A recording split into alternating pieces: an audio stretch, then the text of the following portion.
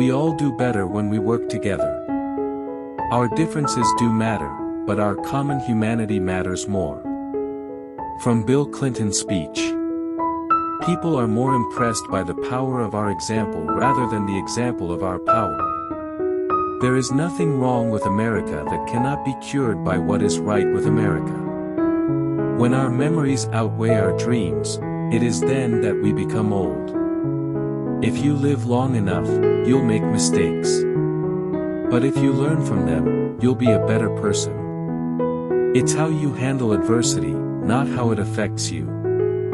The main thing is never quit, never quit, never quit. The real differences around the world today are not between Jews and Arabs, Protestants and Catholics, Muslims, Croats, and Serbs.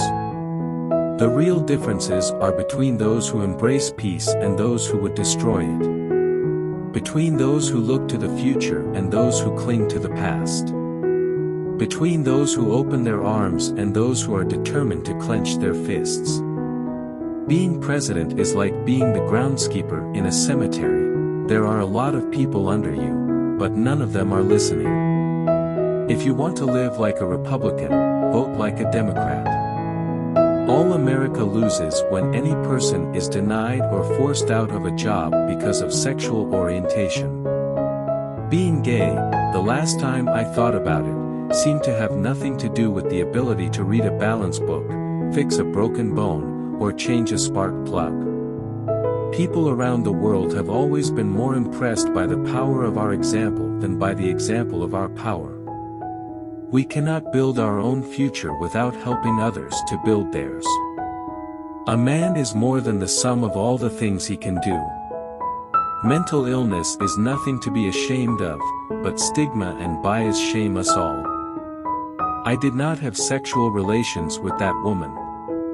Each bloodletting hastens the next, and as the value of human life is degraded and violence becomes tolerated, the unimaginable becomes more conceivable.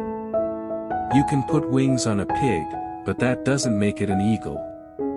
We live in a completely interdependent world, which simply means we cannot escape each other. How we respond to AIDS depends, in part, on whether we understand this interdependence. It is not someone else's problem. This is everybody's problem.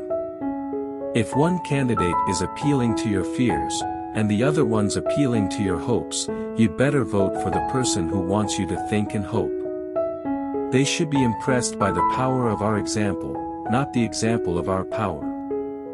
If you live long enough, you'll make mistakes. But if you learn from them, you'll be a better person. The media knows what sells: conflict and division. It's also quick and easy. All too often anger works better than answers, resentment better than reason, emotion trumps evidence. A sanctimonious, sneering one-liner, no matter how bogus, is seen as straight talk, while a calm, well-argued response is seen as canned and phony. We all do better when we work together.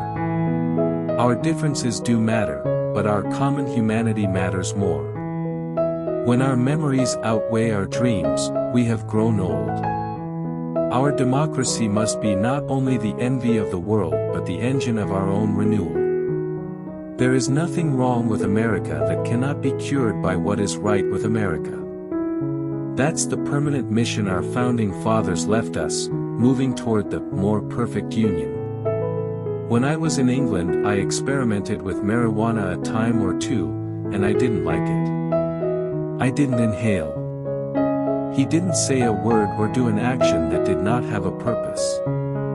Gerald Ford once said that an impeachable offense is whatever a majority of the House of Representatives says it is. Sometimes when people are under stress, they hate to think, and it's the time when they most need to think. There is nothing wrong with America that cannot be cured by what is right with America. That depends on what your definition of is. A man you can bait with a tweet is not a man we can trust with nuclear weapons. Follow the trend lines, not the headlines. Someday we hope to liberate every man on earth from the tendency as old as human history to identify our strength and manhood with the ability to control the lives, limit the chances, and doom the dreams of women and girls. All too often, those who rail against them prevail over earnest pleas to remember what we can be and do together. Our brains have worked this way for a long time. Maybe they always will. But we have to keep trying. That's the permanent mission our founding fathers left us, moving toward the more perfect union. This is a practical country. We have ideals, we have philosophies. But, the problem with any ideology is that it gives the answer before you look at the evidence. Sometimes the them strategy is just a narcotic to feed the beast in all of us. Obama doesn't know how to be president. He doesn't know how the world works. He's incompetent. He's an amateur. Walter Cronkite, was also a profoundly good man. I don't think we should lose sight of that. All those professional gifts emanated from a very good core, and that's something that's beyond training. It's who he was. His knowledge of war has fed a passion for peace. If we don't succeed, we run the risk of failure. Psychologically, we're all a complex mixture of hopes and fears. Each day we wake up with the scales tipping a bit one way or the other. If they go too far toward hopefulness, we can become naive and unrealistic. If the scales tilt too far the other way, we can get consumed by paranoia and hatred. Do as much as you can for as many as you can, every day. Even on the bad days, there's always something good you can do.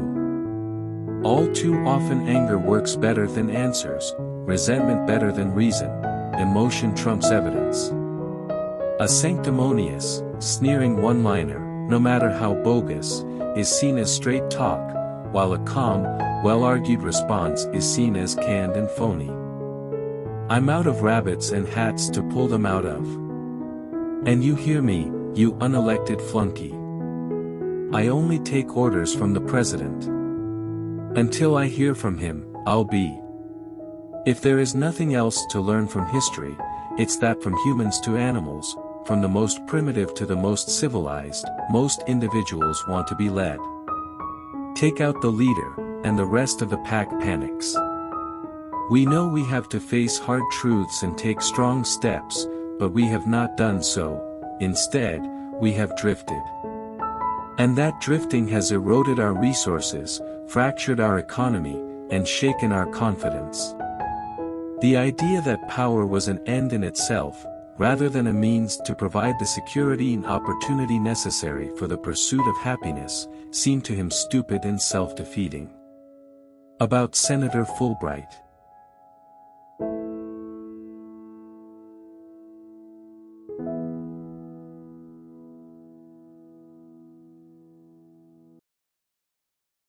Which quotation do you like the most?